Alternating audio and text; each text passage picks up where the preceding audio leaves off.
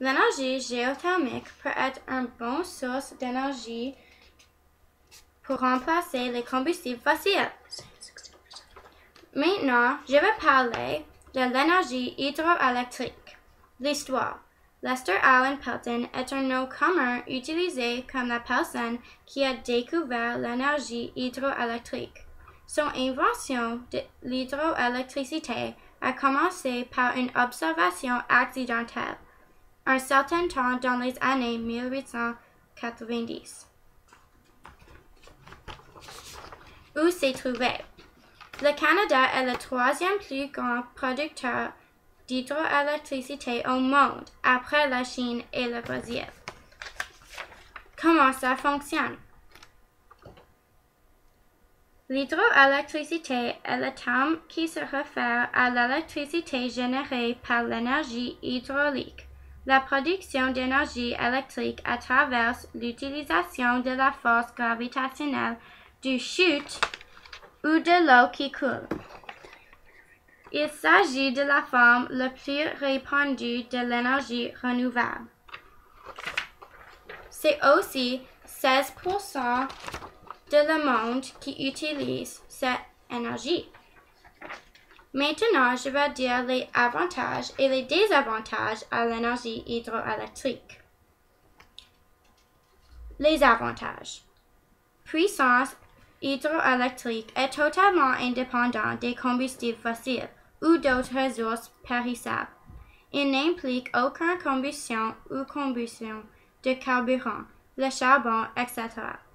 Et par conséquent, ne libère pas de substances chimiques toxiques dans l'atmosphère et ne crée aucun sous-produit nocif.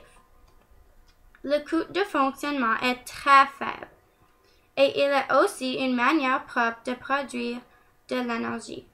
En outre, l'eau peut être réutilisée par l'agriculture, l'irrigation, l'approvisionnement en eau civique, etc.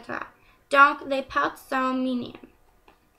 Stations hydroélectricité ont une durée de vie très longue et par conséquent, ils peuvent produire de l'électricité pendant de nombreuses années au lieu des décennies. Maintenant, pour les désavantages. L'un des inconvénients majeurs de l'hydroélectricité est la nécessité d'un réservoir assez grand. La construction d'un grand réservoir est un défi majeur, à la fois en termes de temps et d'argent.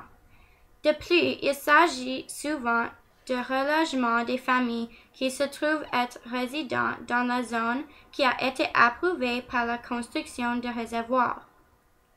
Peu importe comment fort et incassable un réservoir puisse paraître, il y a toujours le risque théorique de réservoir céder en cas d'imprévu pluie torrentielle lourde et prolongée. Bien que de tels incidents sont rares, si elles se produisent en effet, ils peuvent causer des dommages à la masse des moyens de subsistance. Les sécheresses peuvent avoir un impact très négatif sur la production d'énergie hydroélectrique. Limon est un problème qui affecte pas mal de réservoirs annés et par conséquent les usines hydroélectriques respectives ainsi. Bien que l'hydroélectricité est une source d'énergie renouvelable et hautement bénéfique, il est essentiel de tenir compte de ses effets négatifs possibles sur l'environnement et prendre les mesures nécessaires pour éviter toute perte de l'environnement.